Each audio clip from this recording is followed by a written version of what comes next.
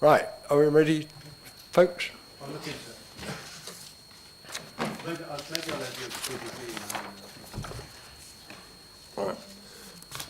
Right. Good evening, members and officers of the Council and members of the public. Welcome to this meeting of the Standards Committee. Bit of housekeeping.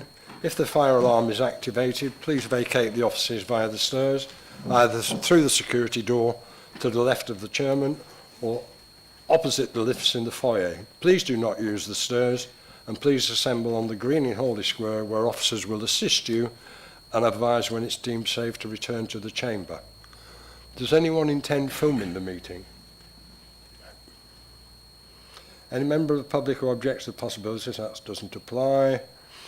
Please note this meeting is being live streamed for members of the public, except for any item of business where exempt or confidential information is considered following the exclusion of the press and public from the meeting. This meeting is also being recorded and we broadcast on the Council's YouTube site.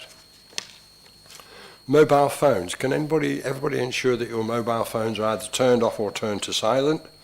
And please do not make or receive calls in the chamber while the meeting is in progress. And is there any member who wants to speak under 20.1? No.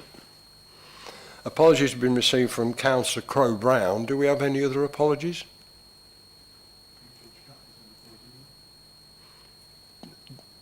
Has he sent it in, do you know? He's on the list, yeah, but there's a couple not here as well. No, he's on the list as an apology. Oh, is he?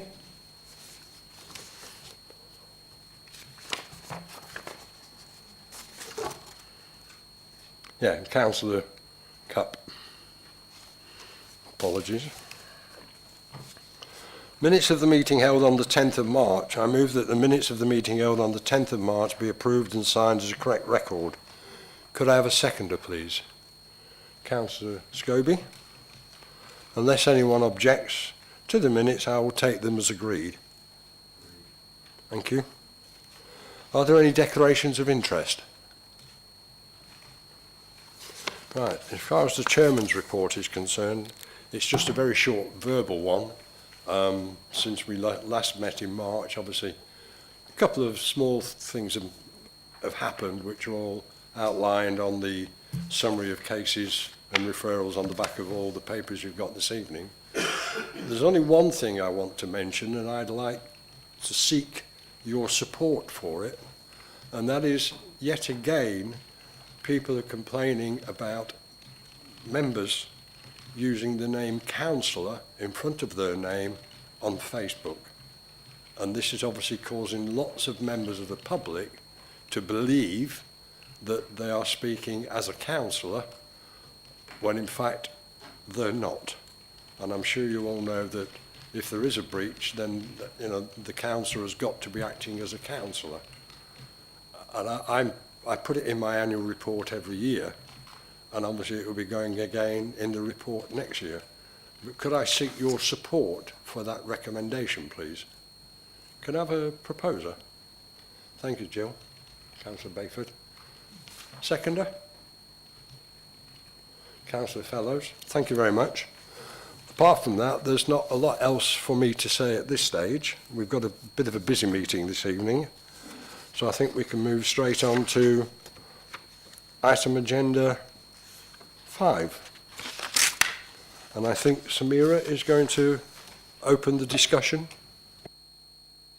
Thank you, Chair. So the first report before yourself tonight is the amendment to the Councillors' Code of Conduct.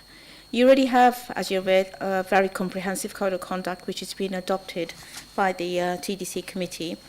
And following the LGA's revised guidelines, which was published recently, what this report is presenting is the amendments, further amendments to the Code of Conduct. If I could refer members to page 3, which is number 2 onwards, Councillors' Code of Conduct, that sets out in a table format exactly what the changes are proposed in the actual document itself. And did you say page 3? sorry, I had the old papers. Yeah, if you could help me. Page 9. Page 9, sorry, Chair. It starts off with number 2, Councillors' Code of Conduct. It's a table format. Yeah. So that's the changes that's actually is proposed that will be made to the current code of conduct form. And I don't propose to go into detail individually, but I would say that you also have the Kent Code of Conduct attached to the actual report itself, and what we've done is highlighted where the changes should appear. So the yellow is where the changes will actually come, so you can actually see for yourself where the changes needs to be made. And if members are happy to accept those changes as set out, we can make that document comprehensive. Of the papers you've got, have they got the yellow highlight or not? It was on the Constitutional Review Party papers that I had. This one is just... It's also on the agenda, on the published agenda, is highlighted there. Not a problem. I can take members through page by page. It's not a problem at all. Okay. So if you all look at the TDC Code of Conduct for members, the first changes appears, hopefully, you'll be with me, is under number 1, the code. And if you go to where it says other significant interests on the second page. For members, it's the bottom of page 11, agenda item 5. Yeah. Apologise, I thought that the agenda also had the highlighted, so. Page numbers. Mm.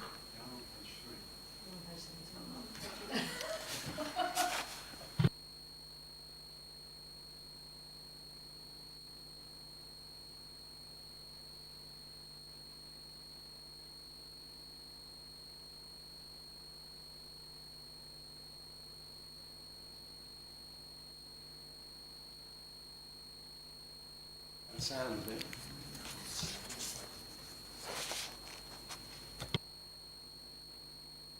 This agenda item 5, page 11, 2, Councillor Code of Conduct, and you'll see a table underneath, and it's the bottom one on page 11, other significant interests.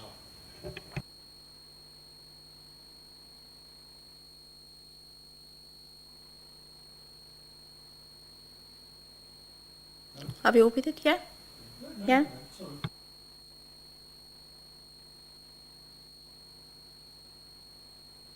So it's under the code, and it's the second page of the same code, and it refers to where it says other significant interest. Right, I'm on page 17 now. Okay, that's fine. Okay.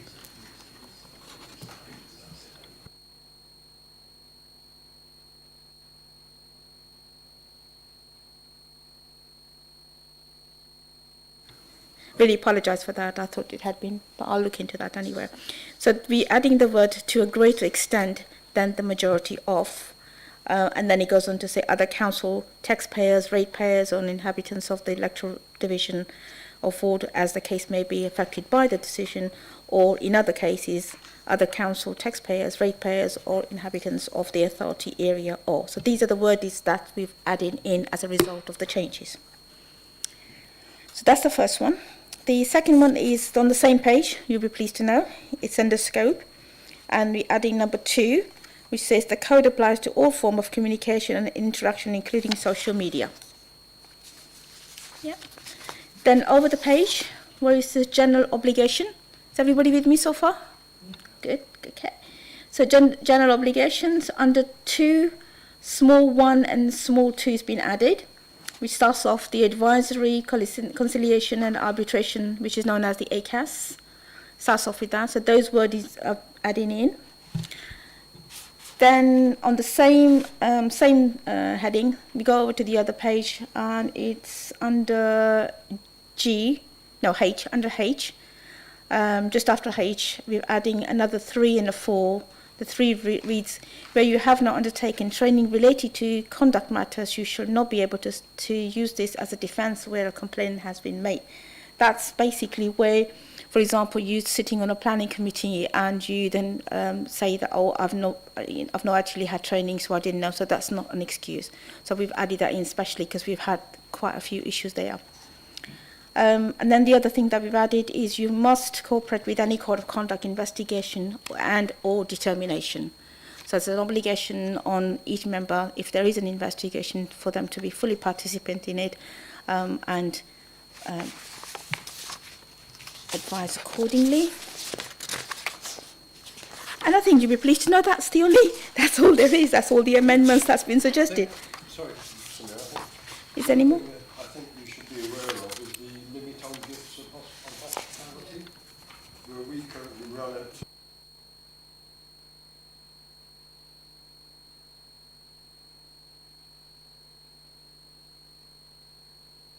Sorry, can I add in here? I was just going to say, Chair, that wasn't the actual Kent secretaries or the OGA. That was the recommendation from the Constitution Working Party. Those two recommendations been added from them. Because as I set out in there, that it actually went to the CWP on the 1st of September and they increased the gift and hospitality to £100 and they added the other bit. So it's their recommendation. And it's up to yourselves if you take those recommendations. So it's entirely your decision, so in your hands. But that's the recommendation.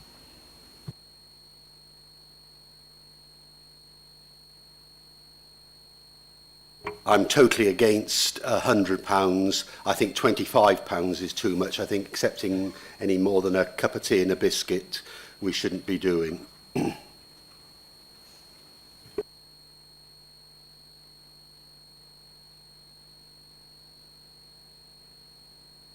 Councillor Bayford? Yeah, thank you. Could anyone explain what the rationale behind the change is? I can't really understand why we would want to make it higher. Yeah, yes, I can explain that. Basically, members at the CWP felt that some of the gift and hospitality they receive far exceeds the £25. So, for example, if they offered a dinner out or they take a bottle of champagne or something, so that far exceeds £25. So then it's better to increase that limit to £100 rather than having to not do that. That was the rationale behind it. Thank you. In which case, I tend to agree with Councillor Scobie. Thank you. The question is, with the options, we obviously have a choice on each option that's being added at the recommendations of the Constitutional Review Working Party. So we should take some sort of vote, I believe, on each option. Yeah, if members are not in agreement, then you'll have to go for a vote. But this is the recommended decision from the CWP. But at the end of the day, you have the authority to make a decision and say, yes, we'll accept those recommendations, or no, we reject them. I think if you look at... Sorry, Councillor. I'm sorry, I just wanted to agree it should remain unchanged at 25 on the same basis. I just wanted to say that. Thank you. If you look at options under 4 on, well, it says page 14, it could be anywhere. 4.1 is that the Standards Committee can agree with the recommendations or suggest further amendments to those proposed in the report. These could be in addition to those suggested or amended or amendments to the suggested changes. Then 4.2 is the Standards Committee could suggest not making any amendments to the existing Code of Conduct. However, this is not recommended, as it would mean that TDC have moved away from the wider Kent Code and the LGA Model Code of Conduct. So there we have it. Can I just explain, Chair, a little bit further? I think the second recommendation relates to the actual Code of Conduct itself, which is what I've read out. The two recommendations from the CWP is within your authority, so you can make that decision, but it's the rest of the document that we recommended that you should adopt. Councillor Scobie. Yeah, I'm quite happy with the rest of the document. It's just, I think even £25 is too high a limit. And why are we accepting bottles of champagne and things? Yeah. In that case, from what you're saying, is the proposition that you accept the Code of Conduct changes with the exception of the gifts and hospitalities and you feel it should still remain at £25. Could I have a seconder for that, please? Those in favour? Those in favour? I'm in favour. Those against? Abstentions? No. 2 abstentions and 6 in favour. So that's carried.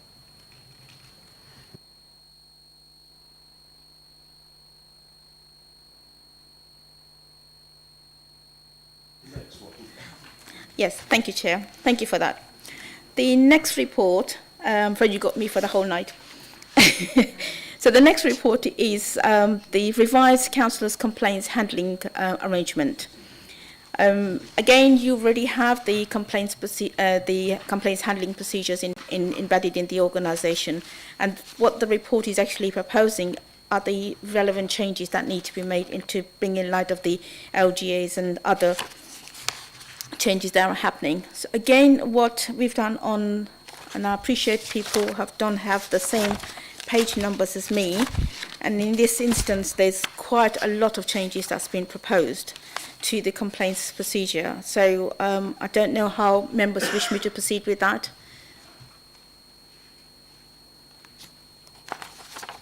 Would you like to go through each one individually?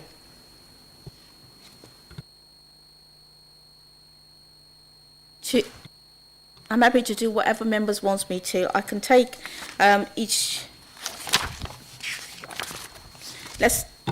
I'm happy to do so. I don't have no problem with that.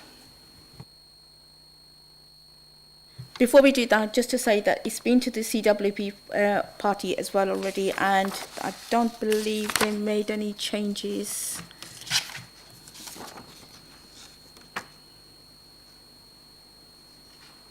Yeah, there was just one change made or suggested by them, that the investigating officer will notify the subject in the complaint to the appointment within 10. Before it was 10 working days that we'd had to appoint, once we get the investigating officer to get the decision out. They changed it to 20 days, or they proposed that we should change it to 20 days. That's one of the changes that they wanted to suggest. But I'm happy to go through the other changes as set out on paper. All members can. I'm happy to take questions. So I'm in your hands, members, as to what you want me to do.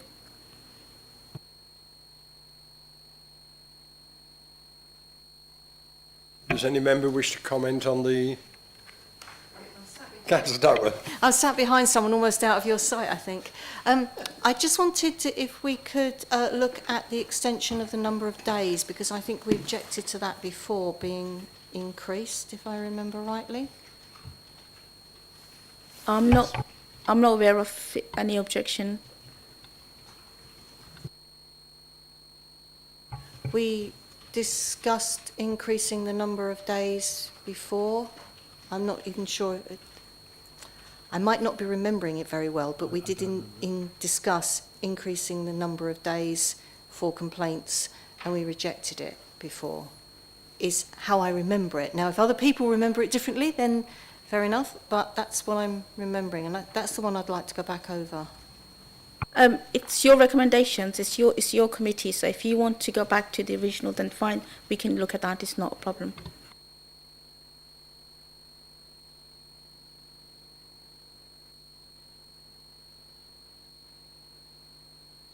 Sorry, Chair. I just wondered what the reasoning was behind for extending from 10 to 20. Yeah, I can explain. What happens is once it's gone through the initial screening test, we have up to 10 days basically to get an investigating officer on board to actually start the investigation. Sometimes people have other priorities and they're not able to come on within that 10 days, so which is why it's extended to 20 days, so then we could have a bit longer to be able to do that. That's the reason behind it. Because everybody's busy, so it's just trying to give the investigating officer a bit more time. And if you've got a complex matter in hand, then it does take more than that time to find a suitable person to actually do the investigation. For example, I've got one that's coming today, which is quite a lengthy complaint, and it will need quite a lot of reading around it. So that will be quite a lot of time. So just an example, the reason why we wanted to increase it.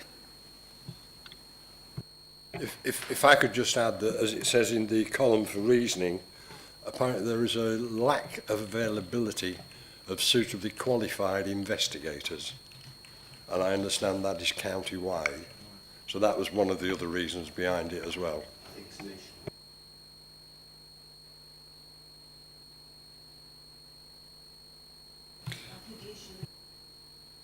If I may, I think the issue we had before was the impact on those who are involved in the additional delay in locating an investigating officer. I think that, if I recall, that was the issue. I think, if my memory serves me right, that was one of the issues that was raised. But of course, they need to get hold of the investigator first before they can tell the member that they are under investigation. And it's the getting hold of the investigator that is the problem. So I don't think it would be fair to tell a member they're being under investigation when at that stage there's not even an investigator been appointed.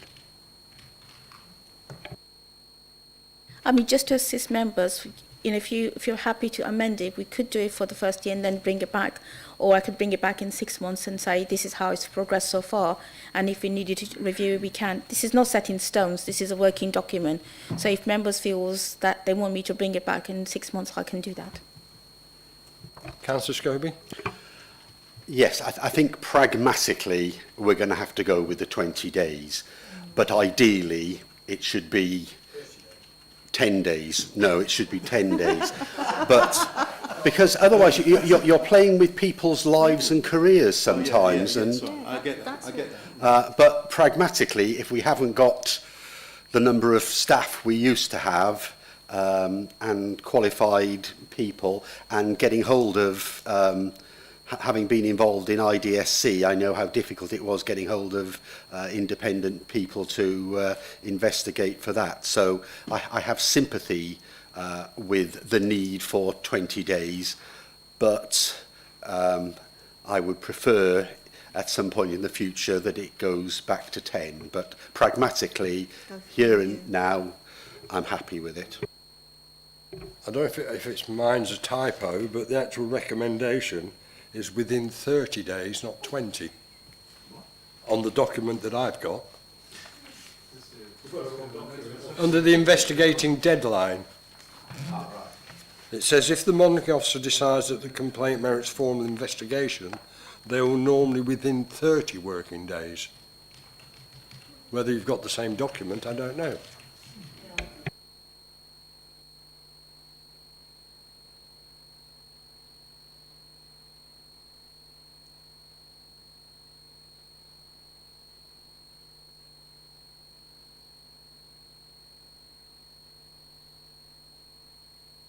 Page 30, item agenda 6.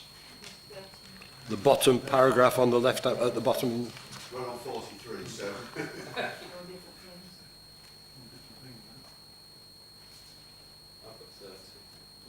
So what, with the provision, is that the notification by investigation? That's the proposed amendment, is that the monitoring officer, if he decides a complaint merits formal investigation, they will normally within 30 days appoint an investigator to undertake the investigation and inform parties of the appointment. That is the proposed amendment that they are seeking. I have a feeling, excuse me, we're looking at two different bits. Because if you go over to the 2.3 procedure for investigating the complaint, Yeah, that's the one. that's the one I was looking at. That's what I'm looking at. Notification by investigating officer. Yeah. Yeah.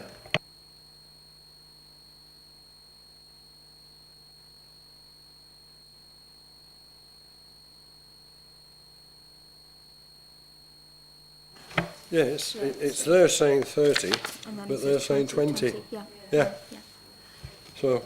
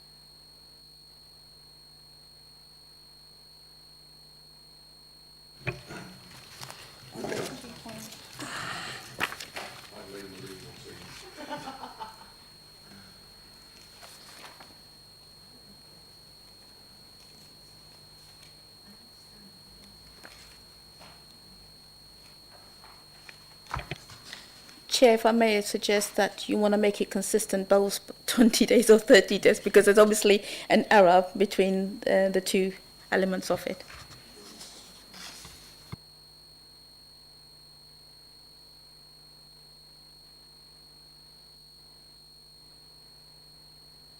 Does that mean we can't consider this item tonight? The information It's been referred to the standards from the CRWP for us to approve, to then put to full council for them to approve it. That's the normal process. So if we're not happy with it, then we can send it back to KCC, I believe, is the author of the amendments. No, Chair, it's your authority. You can make changes, and this is your document, so you don't have to adopt anything if you're not happy with it. If you want to make changes, you can do so. KCC is obviously they want us to take their example on board, but at the end of the day, you are your own master. So if you say this is not what we want to do, then that's what you've got to do. You can amend as you so wish. In that case, first of all, can we take 2.11, investigation deadline, where that says 30 days? Let's deal with that one first. Is there a proposal in relation to changing that, not accepting it?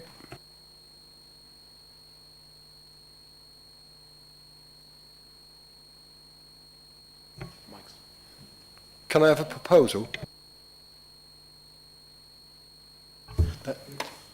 The increase from 10 to 30 is too great. I would reject it. So do we have a proposal? Yeah, we reject it.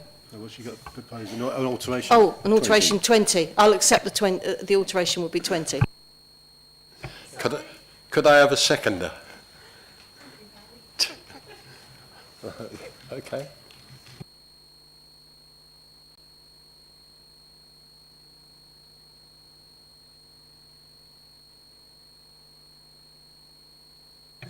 Sorry, Mr. Chair. This has to go to full council. Yeah, from here, We recommend you yes. we recommend. Councillor Dexter, could you remember to use your microphone, please? It's only for the recording purposes, I think. Yeah, so we're actually recommending tonight and not approving. Yes. So I think now we want to move on to 3.1. Notification by investigating officer. Can I have observations from members, please? I propose we accept that. Do I have a seconder? Councillor Bayford. Those in favour? Carried, excellent. So just to be clear, we're changing both to 20 days. Yes? Okay, that's fine. Okay.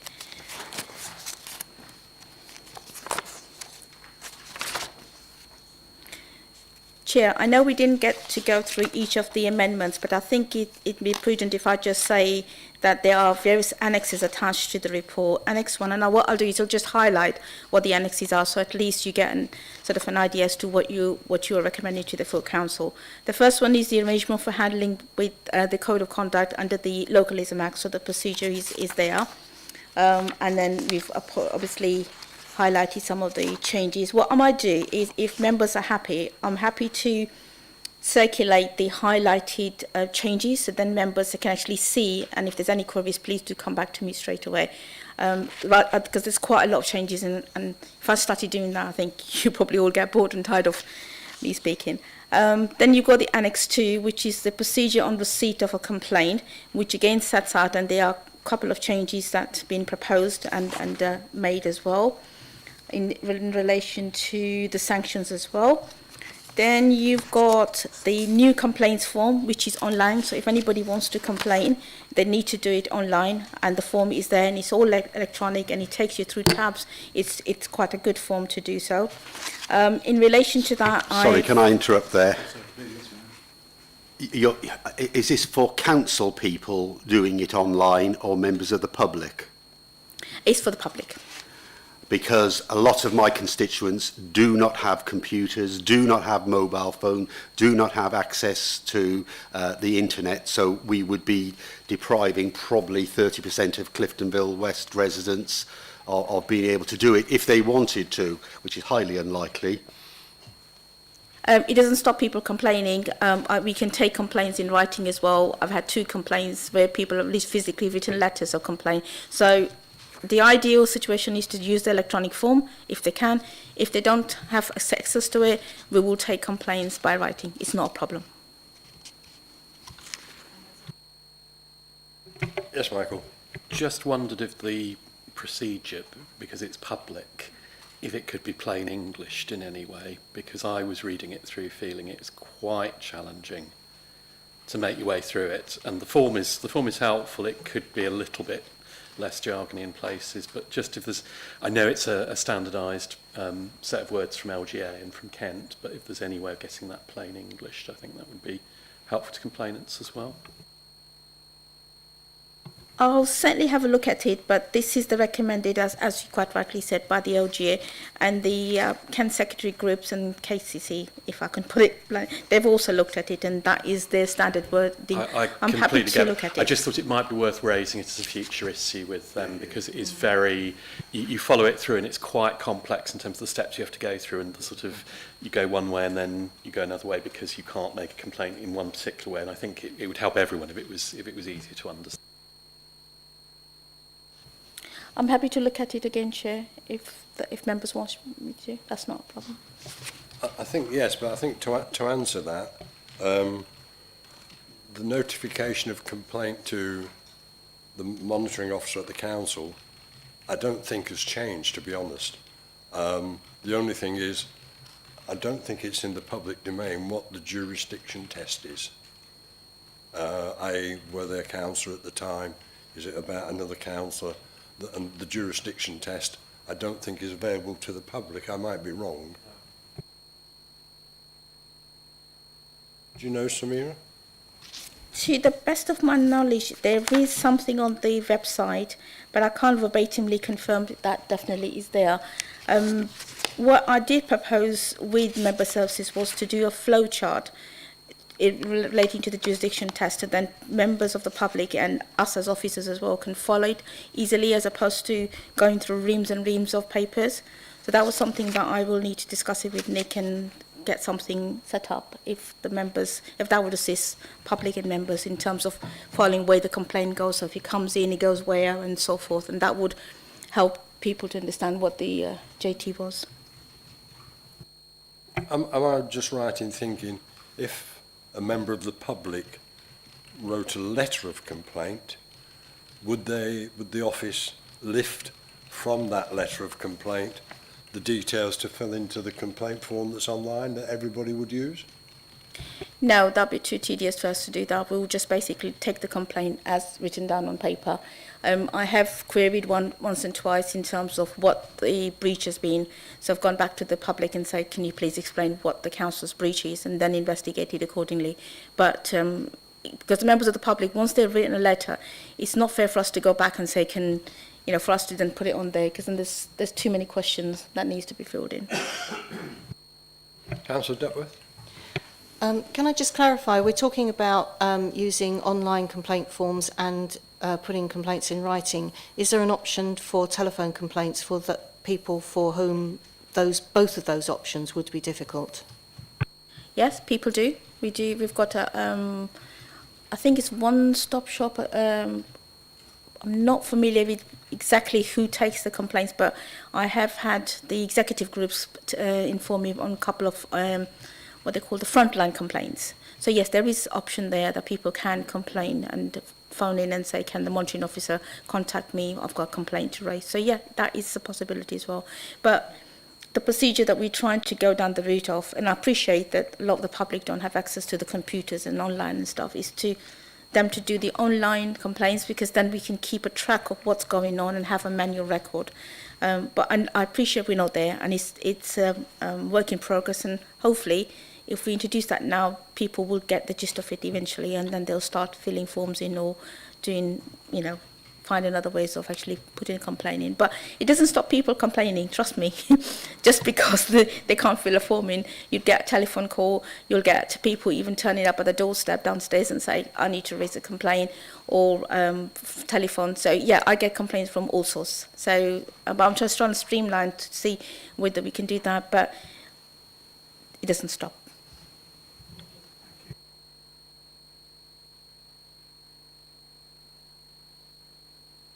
Councillor Bayford.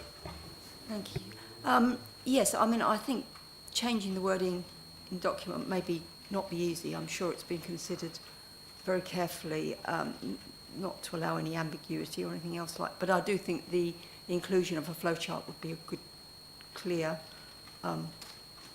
way for members of the public to follow. I think that was a very, very good suggestion. Thank you. No problem, I note that. The next is the Annex 3, which is the procedure for investigating the complaints. And this is the bit where I sort of hesitated at some taking, because it's literally full of all the highlighted and all the changes that we need to make. So we've introduced referring cases back to the monitoring officer, evidence of new breaches, and deferring it for investigation. So it's sort of detailed in terms of how the investigation is going to take place, what process, and what evidence, how we're going to gather the evidence, and who's going to do what. So this is where quite a lot of the changes are actually happening. And the last, I believe is the last one. And the next one is the hearing panel procedure. So if the investigation's been carried out and it proceeds to the hearing panel, what procedures we're going to follow. There's a couple of amendments that's been suggested there as well. One of the key ones that we've added is the right to accompany by a representative. So the subject matter can choose to bring a counsel, a solicitor, or any other person they may wish to do so. The LGA obviously is their recommendation, and quite a lot of authorities have actually accepted that, because it's right to a fair trial and sort of that kind of representation. So that's in there now. And there's some other changes as well, and I believe that's it. And that's all the annexes that I needed to draw your attention to, because obviously this is going to go to council. And as I said, I'm happy to circulate the highlighted changes, and then members can actually see. And if they've got any queries, please feel free to come back to me with either amendments or suggestions or alternatives. Thank you. I think, first of all, that would be a good idea, because then I think everybody will be on the same page when they start reading it, so we're not jumping from different pages. And I think that would probably work a treat. Councillor Fellows? Yeah, thank you, Chair. It's a very comprehensive process, investigating and complaints and looking at what we can do. But when you go to Annex 4, Section 12, really, there's not a lot we're going to do if there's a breach, or I mean, we've had some awful things happen with councils in the past. And when you look at 12.4, it says the hearing panel has no power to suspend or disqualify a member. We're just not giving this panel any teeth. To a basic councillor who's not got any responsibilities, or a leader of the council, when he's found to be in breach of conduct, has no sanction, really, as far as I'm concerned.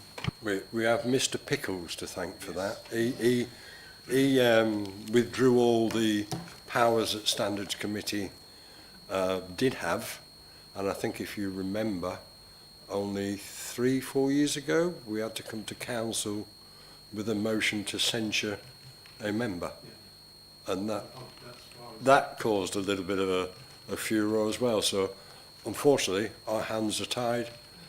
We just have to go to the leaders of the relevant parties and seek their cooperation. As I say, I mean, we've got a comprehensive process of dealing with complaints, but at the end of the day, Generally all we get to do is just, slap on the wrist or get someone to make a letter of an apology, which some people, do some quite drastic things, as we've seen in the past. And I've been at the end of it. I understand that the LGA were looking at this to try to reinstate some sort of powers. That's some months ago now, so how far they've got down that road with everything that's been going on in the country, I don't know, unfortunately.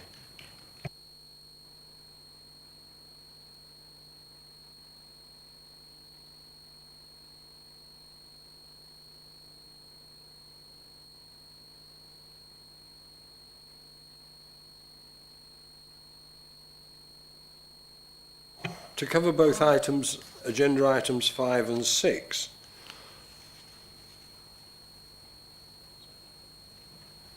Chair, can we agree the recommendation before we move on to the next the item? recommendations from the Standards Committee. The recommendation is to refer this to full council regarding the amended standard complaints arrangements. So basically, it's for council to endorse, but with your recommendation. I think we've covered proposals on both items. Councillor Scobie?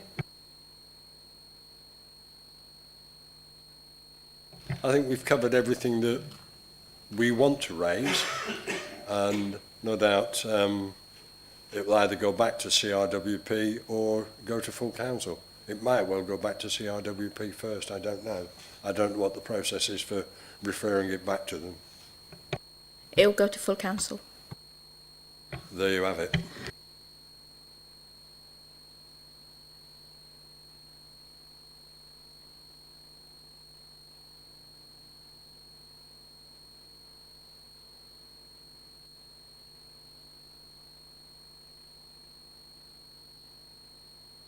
Can we have a proposal a second, the chair, please?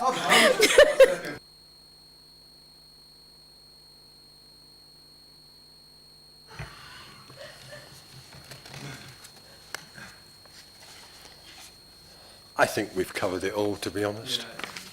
Right, item... Oh, no, you need to get everyone to agree first. Does everybody agree? Any objection? Any abstention? Thank you.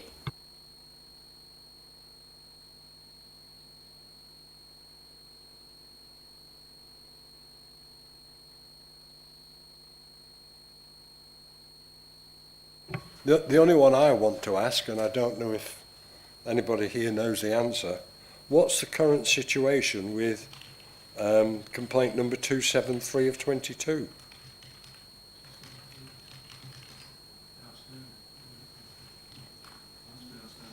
That seems to have been going on for some time. Yeah, I do know about that one because I dealt with it the other day. Obviously, I can't divulge the information in terms of who the member of the public was or anything. It was quite a straightforward complaint, and it'd been outstanding. My predecessor didn't have the opportunity to delve into the complaint, so she just ran out of time, I guess. So I've dealt with it, so it should now be closed. It says outstanding on it, but as of this week, it's been dealt with, so it's no longer outstanding. While I'm on this chart, what I with the agreement of the chair, you've got the list of all the complaints, which is about 13 and so far since January, I think. Yeah, since January of this year. What other authorities tend to do is to have a report under the exempt part of the agenda with more details in terms of what the complaint is and who the complaint is for or by, and then what the resolution is. So then you get a lot more openness and a lot more transparency in terms of what the complaint is, because that's what members have done in the other authorities. So I'm happy for the next Standards Committee to actually bring a report in the exempt part of the agenda with more details in it, if members find that beneficial. The only observation I've got, and I'm sure some of you will come back to me on that, is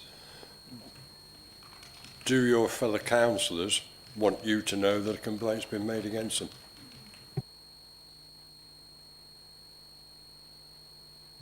I think if complaints were made against councillors, I think we should know if they've been upheld, at least. If it's been thrown out, I think maybe it's a different thing. You mean the old innocent until proven guilty? Or whichever way around you want to put it. I think, to be honest, Smith, that is a danger I would foresee, especially if the complaint is not upheld. Because there are certain people who've had 3 or 4 complaints made against them, that I know of in the last couple of years, where not one has been upheld. Now, is that going to leave a stain on that person's character amongst the rest of the members? And actually, Councillor Bayford is nodding her head. Yes, I totally agree. I think that if a complaint is not upheld, I don't think it should be published. Yeah, I agree with Councillor Bayford. I think if we get spurious complaints made against us, I don't believe I have, but I mean, we get complaints made against us. It can be, politically motivated or whatever. If it's not upheld, then it's not a complaint as far as I'm concerned. Mr. Samir, I think that's right, that we should just leave their name off except for when the complaint's upheld.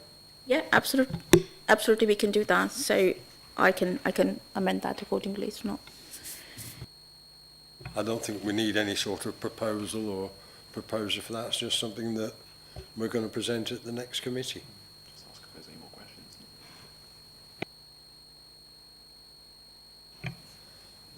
Is there any other matters arising?